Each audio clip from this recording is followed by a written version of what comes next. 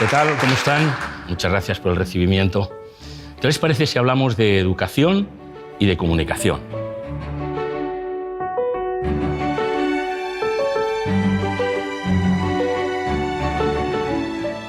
Habrán leído, hemos leído todos, el mundo se divide así o de la otra manera.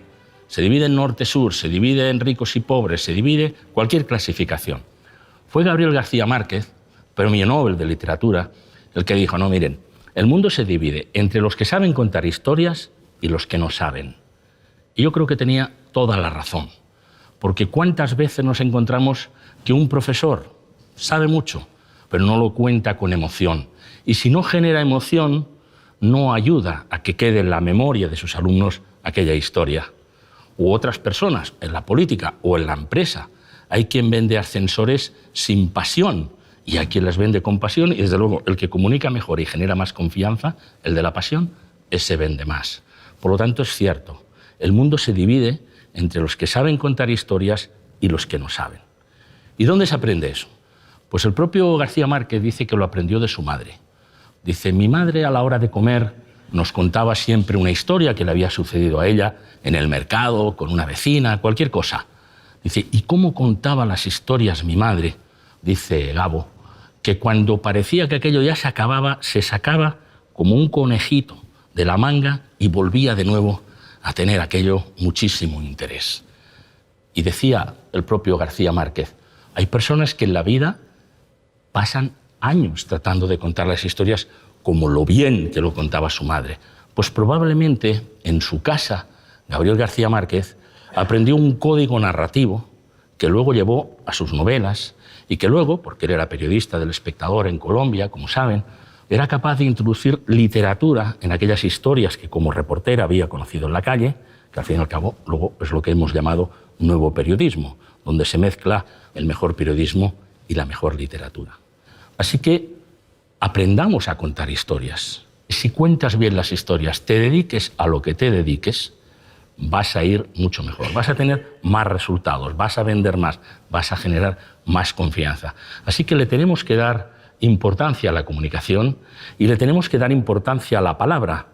Muchas veces se habla, pero no se sabe exactamente qué se dice. Hay un dicho florentino, un poco cruel, que dice, algunos hablan por airear los dientes. Es verdad que esas cosas pueden pasar. Pero miren, una sola palabra te puede cambiar la vida. Una sola palabra te aleja de una persona, a lo mejor de una persona que pretende sentimentalmente, y te genera un rechazo o te permite un acercamiento. El propio Gabriel García Márquez contaba una historia de que él mismo estuvo a punto de morir atropellado por una bicicleta cuando tenía 12 años, bajaba por una cuesta sin apercibirse de que detrás venía un hombre absolutamente bloqueado en una bicicleta sin frenos que iba a chocar contra su espalda y por suerte un sacerdote que pasaba allí le dijo ¡cuidado! Él se dio cuenta, pudo esquivar la bicicleta y el sacerdote dice ni se detuvo, pasó a mi altura y me dijo ¿se ha dado cuenta usted del valor de la palabra? Pues solamente con decirle cuidado salvó la vida. O todos hemos manejado el eslogan Yes we can, son 3 palabras. Y nos ha llenado de esperanza, nos ha llenado de fuerza, ha sido movilizador. Y déjenme poner algún ejemplo más. Con 10 palabras se puede derribar el muro entre 2 países. Y nos lo demostró en 1989 en una rueda de prensa un oscuro funcionario alemán, todavía de la República Democrática de Alemania, de la República Socialista, para entendernos, cuando ya había mucha tensión, cuando se decía van a autorizar en algún momento el que podamos pasar de Berlín Este a Berlín Oeste, pero no se sabía en qué momento sería. Y en una pregunta, en una rueda de prensa, le dijo un periodista, oiga, ¿pero esto cuándo va a ser posible? Y él respondió, yo creo que efectivamente en cualquier momento, sin demora, ya se puede hacer. Aquella misma noche, los berlineses entendieron aquellas palabras y saltaron el muro y vimos todos la imagen de cómo se reunificaba un país después de décadas de haber estado dividido. Por lo tanto, démosle importancia a la palabra, porque una sola palabra o muy pocas nos pueden situar mucho mejor o no en el escenario profesional, personal, social en el que vivamos.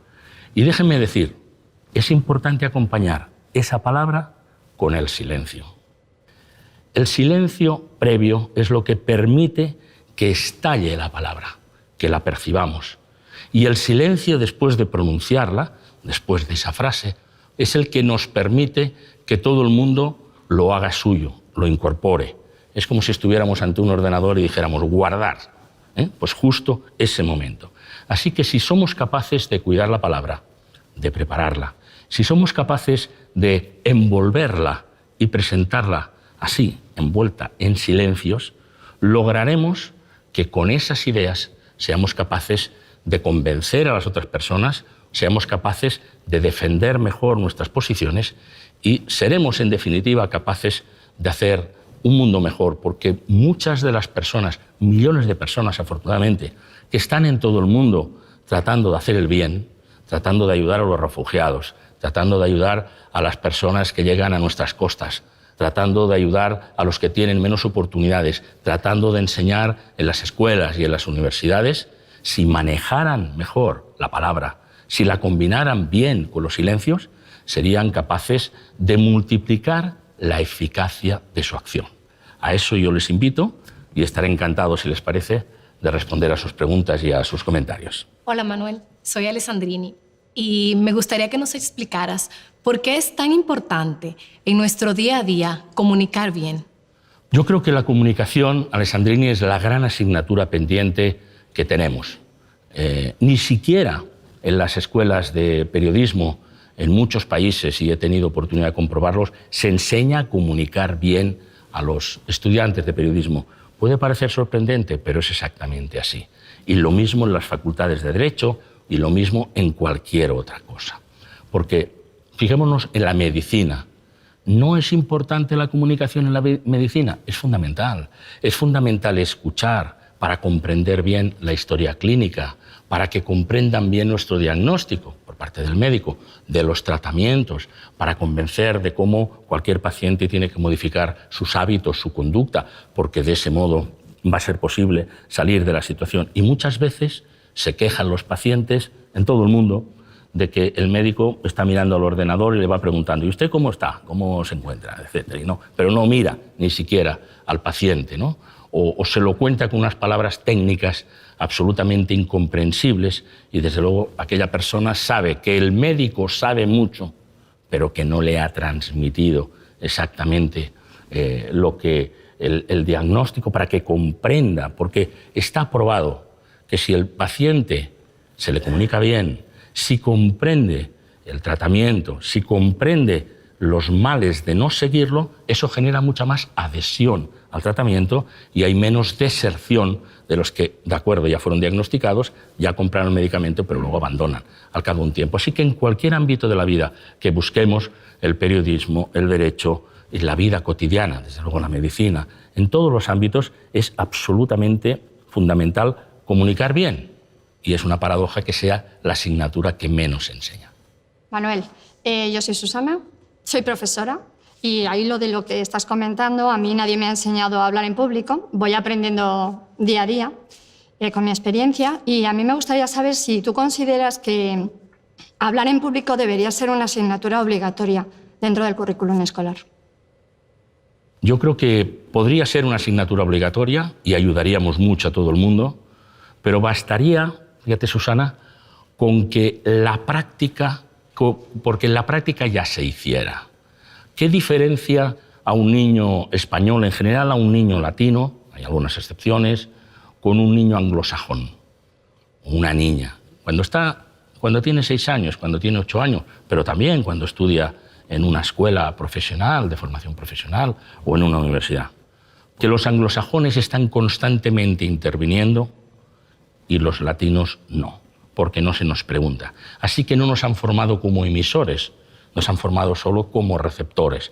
Estamos allí, frente al profesor, casi que con un mando a distancia mental, en el sentido de que si no nos interesa, no nos atrae, no nos emociona, le damos al botón, cambiamos de canal y nos ponemos a pensar en otras cosas que nadie sabrá cuáles son nuestros pensamientos, pero no nos han enseñado a ser emisores. Esto cambia, la vida profesional cambia muchísimo, porque después aquellos jóvenes que tenían exámenes orales constantemente, que tenían que intervenir casi todos los días, que tenían una práctica de comunicación desde niños, vencen el miedo escénico, son capaces de hacer mejor los exámenes, son capaces de contar las cosas mejor. Mientras que nosotros estamos absolutamente con miedo y además si alguien interviene en clase porque habla, desgraciadamente, y lo sabemos, la mediocridad dominante que está envidiosa porque aquel vence el miedo escénico, empieza a decirle, tú eres un pelota, quieres que el profesor se fije en ti, etcétera, etcétera. Y hay un elemento de coerción sobre ese joven que quiere intervenir. Así que es justo al revés de lo que debería suceder. Hola, Manuel, soy Cristina y te quería preguntar que qué les dirías a los jóvenes o a los niños que tienen miedo a hablar en público. El miedo a hablar en público también habló García Márquez, que tenía mucho miedo. Era maravilloso escribiendo, pero se ponía enfermo cada vez que le hacían dar un discurso. Y además es muy divertido saber, lo cuenta él en un artículo, que fue en una cena en la que estaban unas cuantas personas, la gran periodista italiana Oriana Fallaci, que decía que tenía miedo escénico antes de una entrevista, o no estaba en esa cena, pero hemos sabido que el cantante Joaquín Sabina se pone enfermo antes de salir ante un estadio que le está esperando, y así sucesivamente. Él dijo, el miedo escénico me domina. Yo quiero deciros que hemos de distinguir entre miedo escénico y tensión escénica. No es lo mismo. Es normal que tengamos una tensión. El profesor, el más consciente, tiene una cierta tensión antes de hablar en público. Yo mismo, que he hecho muchísimos programas de televisión, en directo, grabados, etcétera, pero sentía una tensión antes de entrar aquí. La siento porque quiero comunicar bien, porque si comunicas bien, fijaros, comunicar cansa, porque estás moviendo las cuerdas vocales. Comunicar bien cansa todavía más, porque estás buscando la palabra exacta, la frase que crees que puedes comprender, tratas de leer la mirada de las personas que te están escuchando para ver si siguen, si comparten o no tus conocimientos o las explicaciones que se estés dando en cada momento. Por eso es importante que distingamos y nos tranquilicemos sobre la cuestión. Vamos a distinguir entre miedo escénico y tensión escénica. ¿Tienes tensión? Yo también. Hemos empezado igual. Pero déjame que te diga una cosa. Por mi experiencia personal de observación, he hecho muchos programas en televisión, grabados y en directo. Yo me equivoco más en un programa grabado que en un programa en directo. ¿Por qué? Porque el directo me exige mucho más. Si yo me equivoco y digo que el Papa de Roma es Leo Messi, en un programa en directo me quedo en el YouTube para toda mi vida y no me saca nadie. Si lo digo en un programa grabado, se hacen unas risas, no sé qué, vamos a volver a empezar. Bueno, a veces no te avisan, por cierto, pero en fin, esa es otra conversación. Por lo tanto, tensión existe siempre, hay que convivir con ella. ¿Cómo la vencemos? Bueno, hay un protocolo que podemos seguir. Lo mejor es llegar aquí, conocer el espacio donde voy a hablar. Aquí habrá un grupo de personas, aquí habrá otro, hay unas cámaras por aquí. Ambientarte es igual que vayas a una clase, donde sea. Eso ayuda mucho, rebaja la tensión. Por supuesto, llevarlo preparado. Si no, somos unos insensatos. Esos que dicen, voy allí a ver qué me sale. Bueno, pues salir cualquier barbaridad o nada, que muchas veces, o alguna tontería, que es bastante peor la tontería que no te salga nada, ¿no? La otra cuestión, te va a sorprender quizá, hay que comer algo. Hay que comer. No se puede. Algunas personas dicen, ¿a qué hora tiene usted su intervención en público? A la 1. Y desayunó muy poco a las 8 de la mañana. Bueno, esto puedes tener una bajada de azúcar, no digo necesariamente que te vas a caer redondo, pero puedes estar menos claro. Por lo tanto, hay que comer algo. Te va a sorprender también. Te digo cosas muy sencillitas. Pasar por el servicio. Hay alguna relación no explicada entre el alivio fisiológico y el alivio psicológico que debe existir por ahí, y el que sea científico que lo estudie. Es muy conveniente, es muy conveniente. Yo doy cursos de comunicación en el Instituto de Comunicación Empresarial, y una joven, unos 30 años, me dijo, mira, nos reunimos todas las que habíamos hecho, hacía no sé cuántos años que habían terminado en el instituto. Volví al instituto y me dijeron, ¿por qué no preparas unas palabras que tú hablabas muy bien? Llegué allí y no pude apenas hablar porque me emocioné tanto que me puse a llorar. ¿Qué me recomiendas? Digo, bueno, esta no tenía miedo escénico, lo tenía al revés. Se emocionó tanto que lloraba, ¿no? Entonces yo le dije, lo primero que tienes que hacer es ir a conocer el lugar en el que tienes que hablar. Vuelve a tu instituto, llora el día antes, ve llorada aquel día. Esto ya has incorporado esa emoción, primera cuestión, que es lo que tienes que hacer. Así que ir a conocer el lugar os va a ayudar mucho y desde luego tomar la decisión de hacerlo. Hay que tratar de hablar siempre, de forma oportuna, de forma preparada, pero la práctica, el ejercicio, se va venciendo. Yo veo cada vez más personas que están dispuestas a aprovechar el privilegio de hablar en público.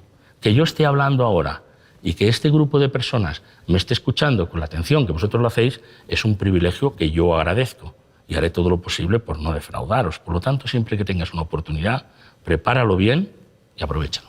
Hola Manuel, soy Alberto. Tú has estado miles de veces delante de un micrófono. ¿Has sentido miedo a hablar en público en alguna ocasión?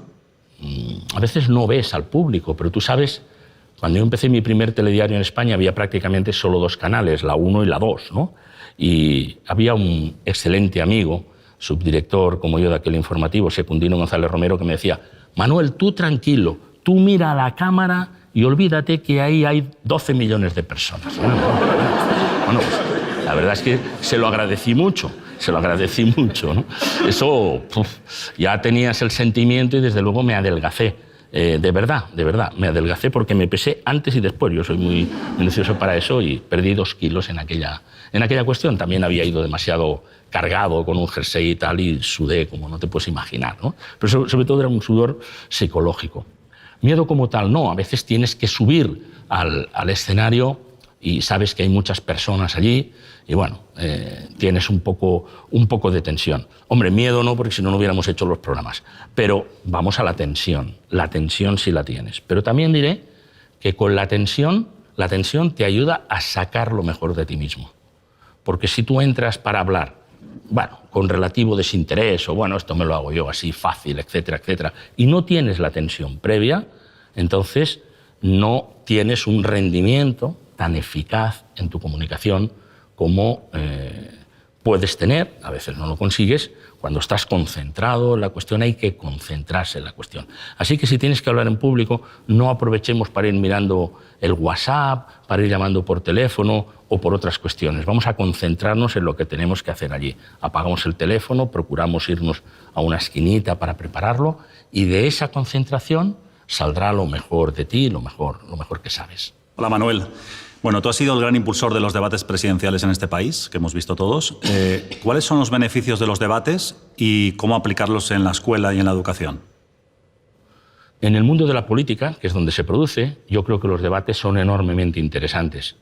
En primer lugar, porque generan la participación de todos electoralmente, pero no solo de los partidarios de las 2 personas, si se trata de un cara a cara de los 2 partidos allí representados, sino en general. Ayudan al clima de participación porque genera en ese espectáculo político, no me importa decir que es también un espectáculo político, ese dramatismo del enfrentamiento ayuda a que todo el mundo diga, oye, son importantes estas elecciones y voy, aunque votes a un tercero, aunque votes a un cuarto. Esos debates nos ayudan a elegir mejor.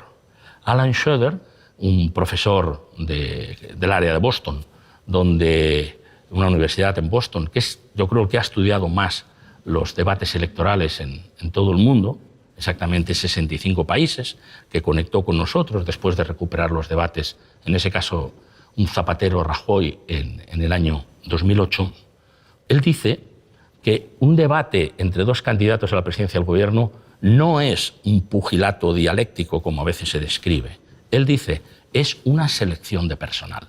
Y a mí me parece que está muy bien. Dice, uno se sienta frente al televisor y con su voto apuesta por contratar a este o a este, porque le genera más confianza, porque le gusta más su programa, porque cree que es capaz de dirigir el país, el que sea, España, en este caso, que me lo preguntas, de una forma más eficaz. Así que también nos ayuda a elegir mejor. ¿Qué hacemos? Que es la segunda parte de tu pregunta, Alberto, en las escuelas. Es muy bueno que ayudemos a los alumnos a que se preparen en debates para defender una idea. porque vencen el miedo escénico, porque son capaces de argumentar, porque buscan el argumento, porque saben que no se puede hablar sin una preparación seria, sin un estudio sobre la cuestión, que no se puede ir a improvisar. Si acaso, como decía Winston Churchill, he preparado meticulosamente esta improvisación porque quiero que suene como naturalidad, pero la tengo perfectamente preparada y he medido mis palabras. No voy allí a ver qué me sale, porque puedes decir, volvemos al principio, una palabra de más que pueda ser realmente un inconveniente. Yo creo que cada vez más están creciendo en las universidades, desde luego en España, en otros países también, y siempre que podemos nosotros ayudamos, el que haya torneos de debates. Los torneos de debates te facilitan mucho la técnica expositiva y el desempeño de una persona que después le servirá para vender un producto, para vender un país o para cualquier otra relación. Ahora, además de la técnica, hay que ir al contenido. Así que aquí hay que prepararlo todo. Hay que preparar y estudiar bien el porcentaje, el contenido de lo que quieras decir, y eso te hará crecer la presencia y la fuerza de lo que dices. Desde luego es muy importante, cómo no, la comunicación no verbal. Claro que es importante el tono de voz en el que se dicen las cosas, el manejo de los silencios, cada vez que se quiera decir alguna cosa importante, pero desde luego yo soy partidario de apoyar a los debates y que haya debates en las escuelas y en las universidades. Hola Manuel, mi nombre es Cristina. Además de ser un experto moderador de los debates políticos de España, también eres profesor. Entonces quería que nos contaras un poquito qué te parece más difícil de moderar, si estos debates políticos o una clase con 35 estudiantes. Gracias. Bueno, depende cómo sean los estudiantes, ¿no? Y de qué asignatura, ¿no? Bueno, moderar a los políticos es bastante difícil. Es una situación de crisis, al fin y al cabo, es una situación de tensión, porque uno de los dos que están sentados allí va a ser el presidente del gobierno y el otro va a pegar carteles 4 años. Entonces es realmente la diferencia muy importante para él y para todo su entorno, porque normalmente los que acompañan a un debate al que finalmente es elegido presidente, pues más o menos serán ministros, secretarios de Estado, tendrán responsabilidades. Los que acompañan a otro candidato, pues si van a pegar carteles, uno lleva la furgoneta, el otro el cubo, etc. Por tanto, se juegan mucho. En consecuencia, hay ahí mucha tensión. Y yo creo que en este caso la moderación, sobre todo, debe empezar porque el conductor del acto, el moderador, sea de verdad moderado en todos sus gestos. Debemos comprenderlo. Si en un momento determinado, imagínate, uno de ellos hace una promesa electoral y dice voy a crear 1 millón de puestos de trabajo y a ti te da un ataque de tos y haces eso has tomado partido y a lo mejor tenías tos de verdad, hay que tragarse la tos porque no puede ser. Es igual como cuando termina, como te quedas unos segundos en pantalla, están los 2 señores sentados y dice bueno, ya hemos terminado. Tú crees que ya no estás conectado, te levantas, te acercas a uno o a otro y la imagen, bueno, era muy amigo de este, etcétera, etc. Por tanto, ahí hay que cuidar hasta el mínimo los detalles. La situación en una clase de 35 personas, ahí justamente yo no recomiendo la moderación. Sin salirse del rigor, debe ser todo lo contrario. Yo creo que el profesor apasionado, aún al límite a veces de que algunas palabras pues, puedan resultar en el límite del exceso, pero siempre en la voluntad constructiva, ¿no?, de hacer participar a aquellas personas, yo creo que es enormemente interesante. Pero yo creo que, en general, salvo algún alumno perverso que pueda existir, que los hay en todos los sitios, que le interese poco aquello y que quiera armar un poco de lío, cuando a los alumnos se les dicen cosas interesantes, realmente atienden. Yo tengo la experiencia de ser profesor en varias escuelas y de forma muy habitual en Next, una escuela de negocios que tengo el honor de presidir, y siempre, incluso con mayor número de alumnos, en masterclass o lo que sea, con 100 personas incluso, normalmente ha habido enorme interés. Pero yo creo que siempre eso está en relación directa con la calidad o con lo interesante que sea lo que tú les estás proponiendo, porque hasta los alumnos menos vocacionales de lo que sea, hay una cierta curiosidad.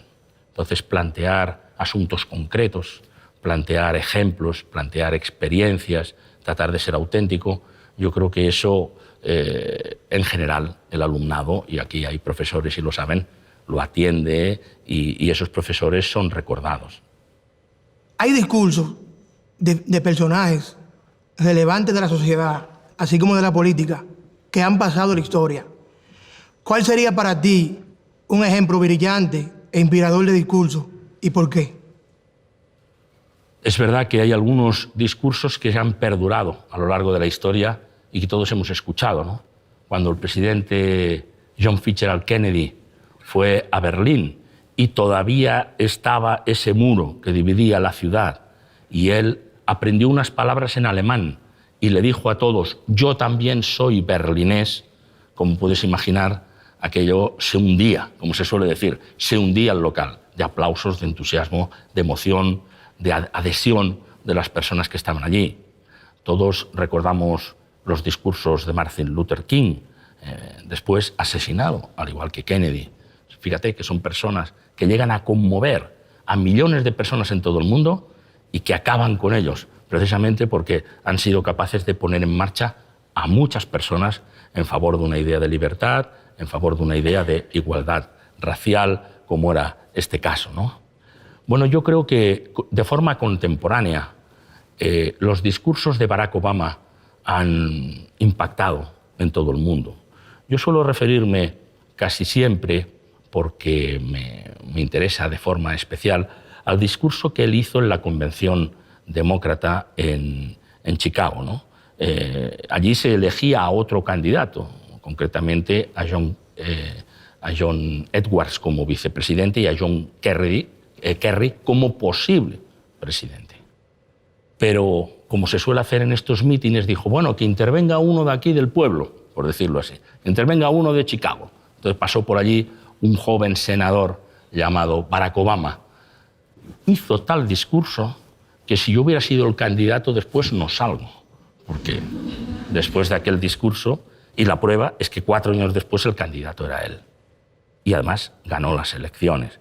Fue un discurso extraordinario, sobre todo porque él, que era una persona que terminó brillantemente sus estudios en Harvard, que tenía una dificultad respecto a otros por el color de su piel y además porque tenía un nombre árabe y acababa de suceder unos años antes el atentado contra las Torres Gemelas, él entró en aquel discurso con enorme humildad. Y él empezó diciendo, es insólita mi presencia aquí, mi abuelo era un cocinero de los ingleses en Kenia, mi padre estudió en una escuela en la que tenía un techo de uralita y aquí él, el abuelo, entendió que quería una vida mejor para su hijo, para el padre de Obama, consiguió una beca para ir a un lugar maravilloso que era mágico, América, y a partir de ahí fue creciendo. Él no dijo en ningún momento, soy el alumno más brillante de Harvard.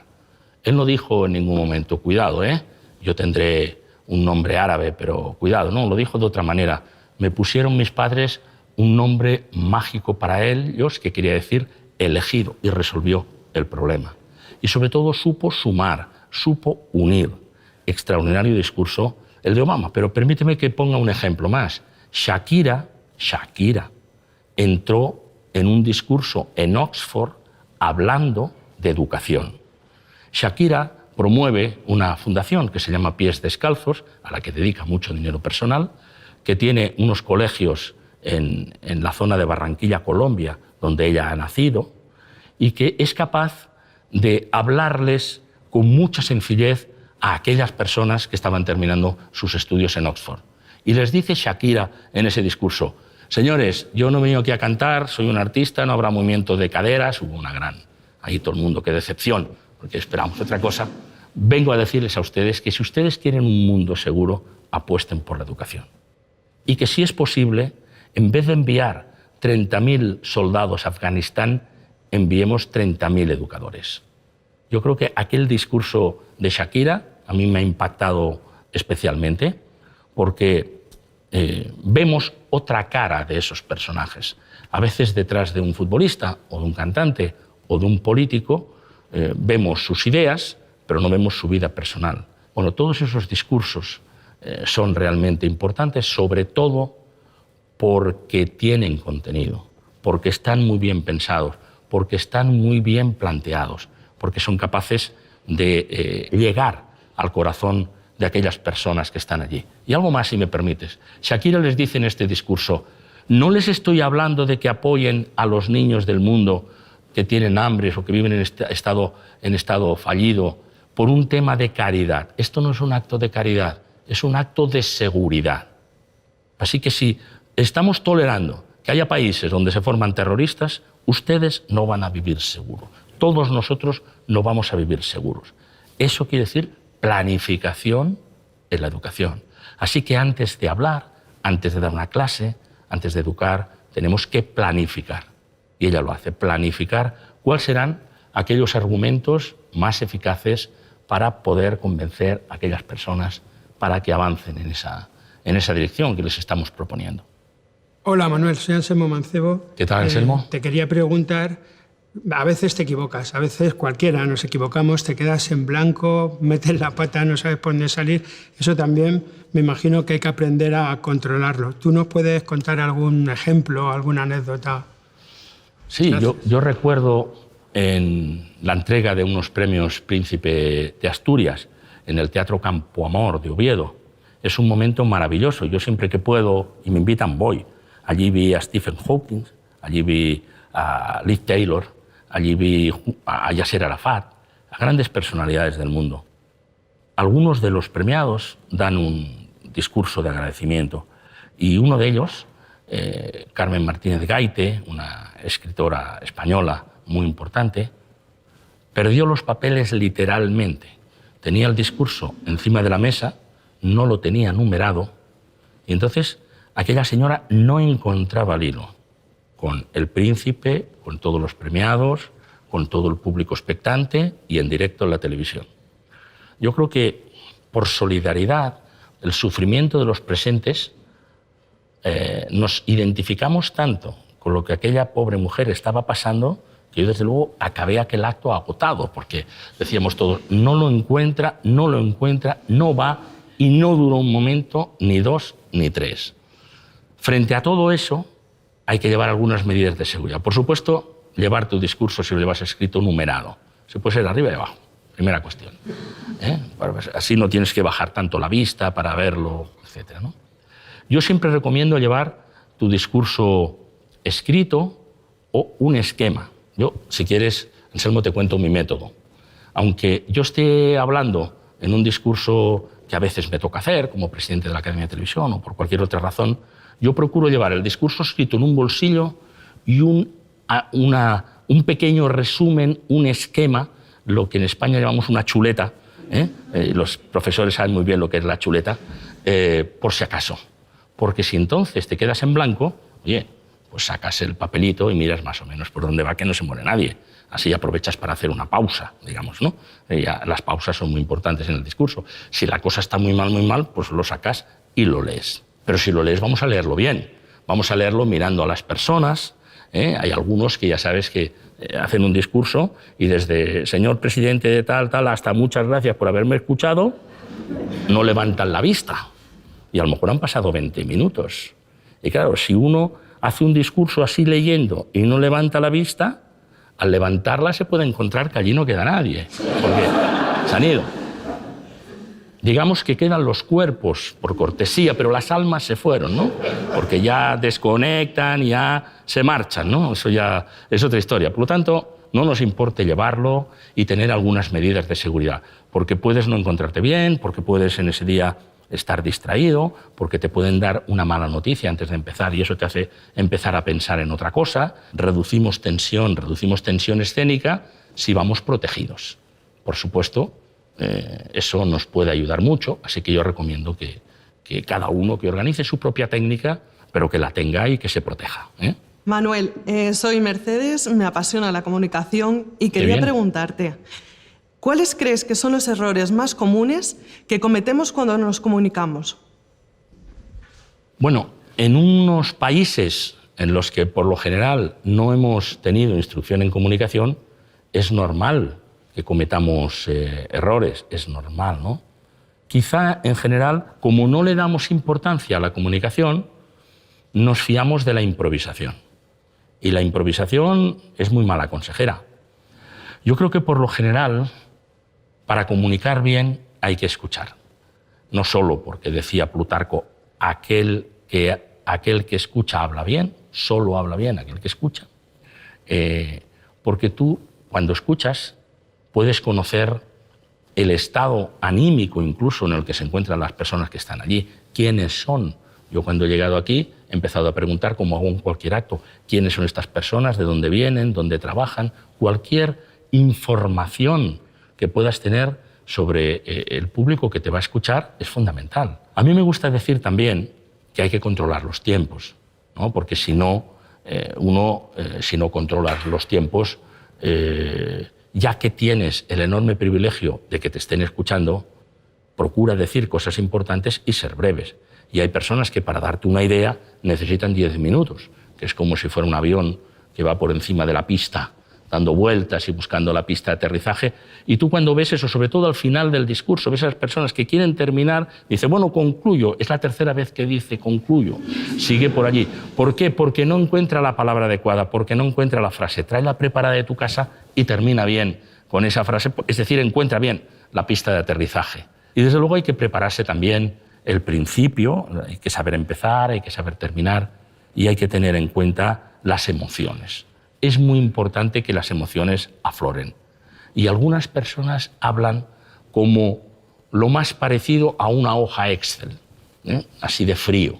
Y no, se puede poner pasión y el hecho de que alguien tenga pasión en lo que nos está contando, sea la materia que sea, en un profesor, en un conferenciante, en un compañero que encontremos, en un amigo, tiene un efecto positivamente contagioso.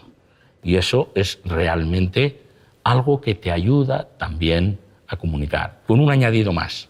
Lo decía Winston Churchill. ¿Ustedes quieren que yo hable 2 horas sobre este tema que me sé? Me tienen que dar 10 minutos. Tomo unas notas y yo hablo 2 horas.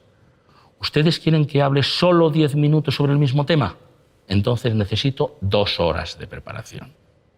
Así que esto es inversamente proporcional. Hay un territorio también de riesgo, o invertiré mucho más tiempo en precisar las ideas. Si lo traigo preparado, seremos mucho más eficaces. Así que si queremos que nos escuchen, si queremos que nos escuchen con atención, debemos darle importancia a la comunicación, debemos prepararla.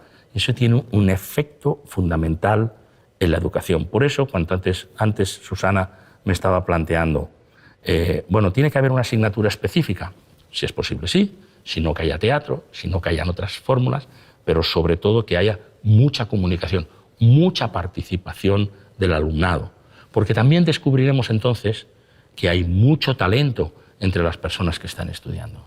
Hola Manuel, mi nombre es Julio. He oído que los ponentes utilizan algunos trucos para no ponerse nerviosos delante de su público, como mirar a los ojos a una persona de mirada amable, o incluso imaginarse a todo ese público desnudo. Yo no sé si tú utilizas esos trucos y si puedes compartir con nosotros alguno de esos trucos. Bueno, yo no soy partidario de imaginarme a todo el público desnudo porque a lo mejor te distrae. O sea que no me parece una buena fórmula, ¿no? Yo creo que lo mejor es preparárselo bien, tener confianza, estar atento. La mirada es muy importante. ¿Qué es la mirada? La mirada es un sistema de escucha. Tú, a través de la mirada, es importante que veas si comparten o no, si siguen o no lo que estás explicando. Y ahí entra una cuestión que es fundamental, que me gustaría también hablaros, que es la arrogancia. Normalmente, una parte de los ponentes suenan arrogantes. Incluso es muy probable que algunos no lo sean. Pero hay una cierta distancia. Yo le llamo a eso, por ponerle un nombre, arrogancia virtual. Como tú vienes de Harvard, como el otro es un profesor de no sé qué, como el otro es un periodista reconocido, como el otro es un diputado, bueno, pues ya dice, ¿qué me va a decir este? ¿No? Y hay una cierta distancia. Bueno, está probado que la arrogancia distancia y la humildad acerca. Así que no la falsa humildad, la sencillez, la cercanía, eso favorece mucho la proximidad. Así que si tú estás mirando y ves que no entiende una parte del público lo que se está diciendo, seguramente no pienses que es que ellos no lo saben y tú eres maravilloso. Piensa que a lo mejor no lo estás explicando bien, piénsalo humildemente y evitemos esas frases que solemos escuchar en muchos conferenciantes que dicen lo contaré de otro modo para que ustedes puedan entenderlo. No sé si os suena, ¿eh? O, por ejemplo, incluso, revisando palabras, yo digo, pueden ustedes intervenir cuando crean conveniente. No pueden interrumpir cuando crean conveniente, porque interrumpir es una cosa distinta. Interrumpir se supone que yo estoy aquí en un pedestal y usted me está perturbando con su intervención. No interrumpir, intervengan cuando quieran. Pueden ustedes hacer sus comentarios, etcétera, etcétera. Así que yo creo que esa cercanía también te va a dar seguridad. Hola Manuel, mi nombre es Carmen y yo te quería preguntar dos cosas principalmente. La primera sería, ¿cuándo descubriste tu pasión por comunicar, tu vocación? Y la segunda sería, si has tenido referentes o maestros a lo largo de tu carrera. Yo tuve la suerte de que mi padre contaba historias en mi casa, que mi abuelo contaba historias y algunas muy divertidas, y eso a mí me animaba a poder contar, depende cómo eres también personalmente, si una persona más extravertida o que otros, no sé, a poder contar también historias a los demás.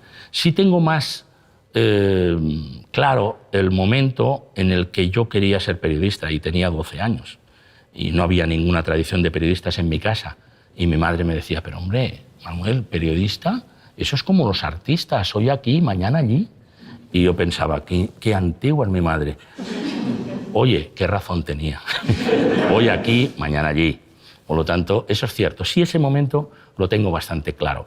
Incluso es curioso, ¿no? Porque mi padre, que estaba en el mundo de la electrónica, estaba empeñado en que estudiáramos una ingeniería técnica, mi hermano y yo, y lo hice. Solo estudié periodismo cuando terminé la ingeniería técnica. No sabría cambiar un enchufe ahora mismo, pero sí es verdad que aprendes conceptos y aprendes elementos técnicos que te ayudan mucho. O sea que fui consciente de que sí quería comunicar y agradezco mucho a los maestros que he tenido, ¿no? Cuando era becario, porque empecé de becario en el diario Telexpress de Barcelona, teníamos un director, Manuel Ibáñez Escofet, que permitía que los becarios entráramos cada día a ver cómo se hacía la primera página. Para mí fue una escuela de periodismo maravillosa durante aquellos años que aquello duró, ¿no? Luego cuando estuve y entré en el telediario, pues Luis Mariñas, por ejemplo, un excelente compañero, me dijo, no escribas tan largo, en televisión hay que escribir más corto, hay que ir más a una sucesión de frases principales y no tanto a una argumentación. Estamos hablando de un informativo en esta cuestión.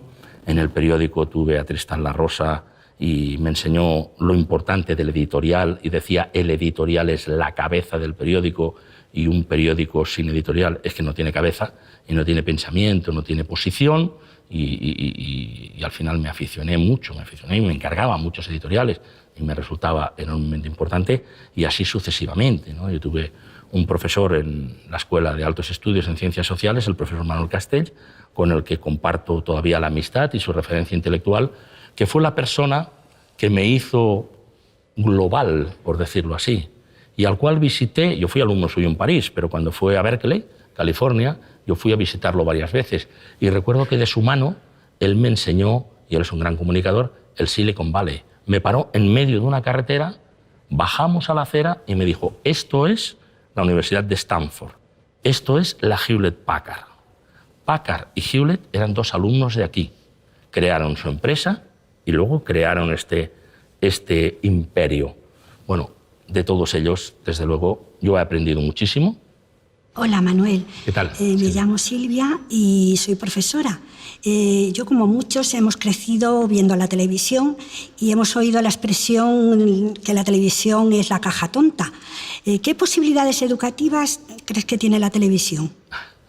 Bueno, es verdad. Yo creo que yo tengo una sospecha de quién se inventó lo de la caja tonta. Se lo inventaron, la envidia es muy mala, colegas de la prensa, yo empecé en la prensa, también he pasado por la radio, que estaban un poco celosos de la capacidad de atracción de la televisión. Claro que hay programas tontos de televisión, pero también los hay de radio. Y también hay artículos tontos en algunos periódicos. Y también hay titulares absurdos. Y en cualquier conversación puedes encontrar a alguien que te dé contenidos tontos. Por lo tanto, el medio no determina la tontería dominante de ningún medio tecnológico te está determinando eso. Yo creo que hay experiencias en el mundo por las cuales hemos comprobado, y lo comprobamos a diario, que hay una extraordinaria capacidad de utilización para fines educativos de la televisión. Yo recuerdo hace unos años visité en México la central de la televisión educativa. ¿Cuál era el problema de México? Que tenían necesidad de muchos profesores y no podían formarlos. Entonces estaba aquello estructurado y decían, por ejemplo, lunes a las 12 explicaremos ecuaciones. Porque aquel profesor no sabía ecuaciones y además era un profesor que estudiaba todas las asignaturas, que explicaba todas las asignaturas al mismo tiempo. En las escuelas había un televisor, conectaban y entonces alguien explicaba para todo México las ecuaciones y así sucesivamente con todas las asignaturas. Pero bueno, años después, en República Dominicana, ahora se pone en marcha una televisión educativa. No es exactamente lo mismo, porque se supone que los profesores estos ya explican ecuaciones, pero hay otros elementos y contenidos formativos que no todos los profesores pueden tener en cada momento. Así que tienen un apoyo, aunque sea también para educar a los padres, porque es evidente que además de aprender en la escuela, también hay que educar a los padres, porque a veces en una conversación en casa se puede estropear lo que se ha hecho en un día de clase. Por lo tanto, la televisión tiene enormes virtudes en ese sentido, como lo tiene la radio y como lo tiene el periódico. Hola Manuel, mi nombre es Paz y a mí me gustaría saber qué mensaje lanzarías tú a padres y educadores para mejorar la educación de los niños y las niñas. Pues es muy interesante la pregunta y no es sencilla de responder porque no es que haya una fórmula en concreto.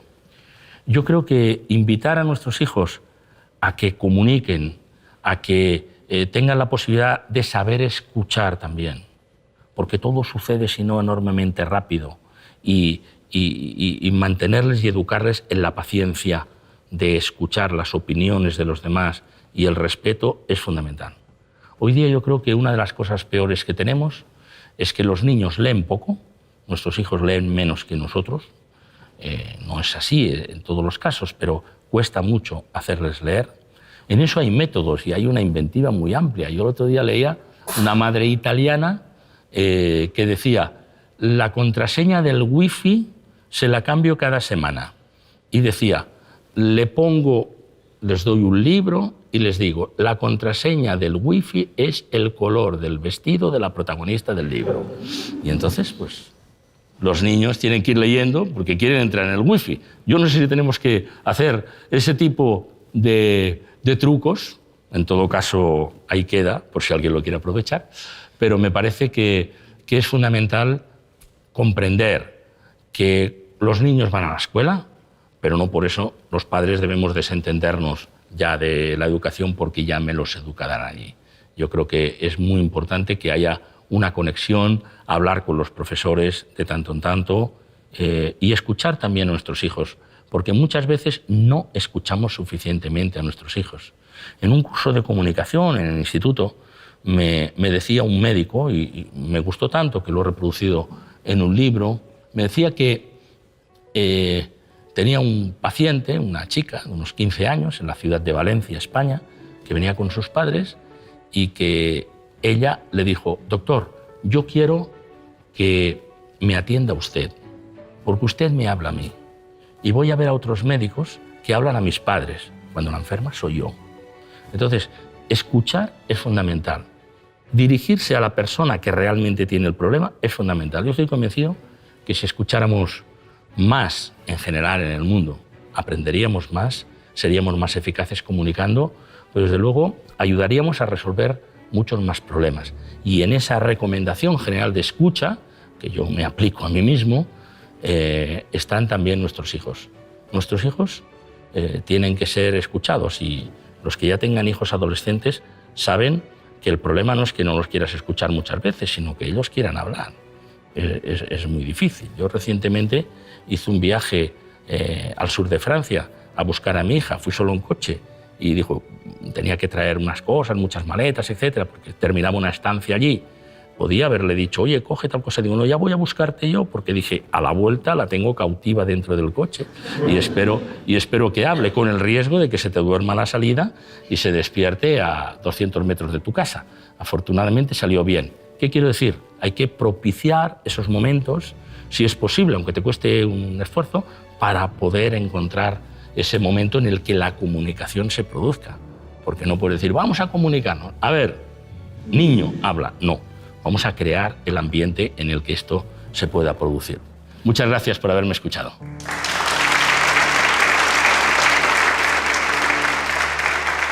Mm-hmm.